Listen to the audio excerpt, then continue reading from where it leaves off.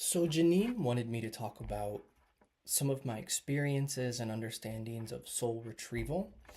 And I guess I want to start by saying when I used to conduct what I would call soul retrieval sessions, it was not in the traditional sense that we think of it.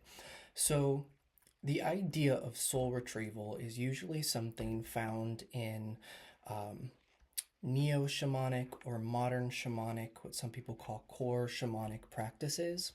And that is not really where my interest or my talents or my gifts lie. Um, every culture around the world has sort of shamanic and indigenous roots at some point in history, if you go back far enough. A lot of what we see in the New Age, though, are stripping away sort of the cultural elements and just looking at the core commonalities amongst groups, which if you're trying to practice in a sort of non culturally specific way, that's fine, but some people might argue that that is cultural erasure. But, anyways, the shamanic idea is that sometimes we go through experiences that can actually cause like a splintering of the self or a splintering of the soul. Now, um, from a spiritualist perspective, again, I do believe that there's a difference between the soul and the spirit. The spirit is untouchable, undamageable.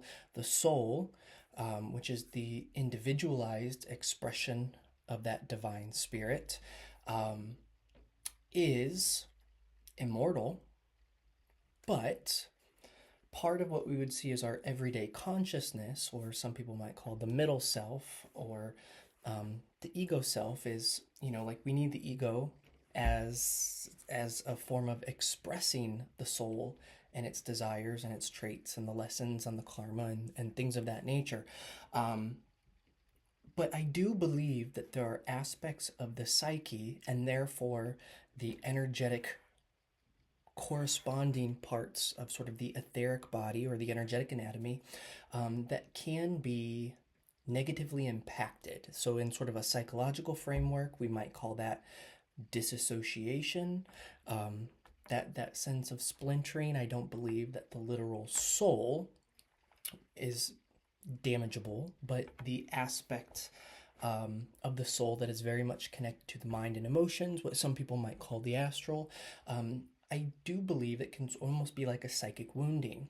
So, what I would do is I would start in a very sort of hypnotherapeutic way, the same way that if you were going to do any sort of regression work, there's an induction, and then there's a couple different ways I would go about it. I could either have that person scan their body with the intention of looking for any points of disassociation or fragmentation, or if there was a particular issue that the person was pretty sure or highly suspected sort of centered around a trauma, we would focus on that and where they felt that in the body, and then almost follow sort of an energetic thread back somewhere in the past.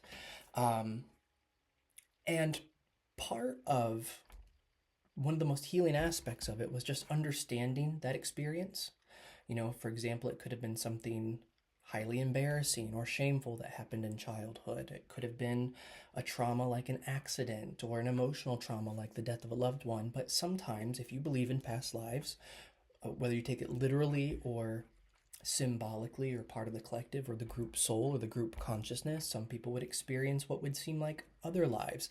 And so sometimes just reliving what that was and understanding that it happened and that it had an impact is enough to create a shift and a healing. But oftentimes we would create a dialogue with that aspect of self or that quote unquote stuck part. Again, you could take it literally or you could take it psychologically and symbolically to understand that this happened.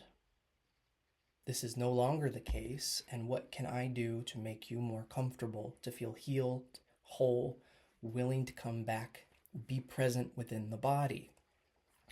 And so that would be the process. Oftentimes, when people experience what we would see as fragmentation, there can be a variety of different symptoms.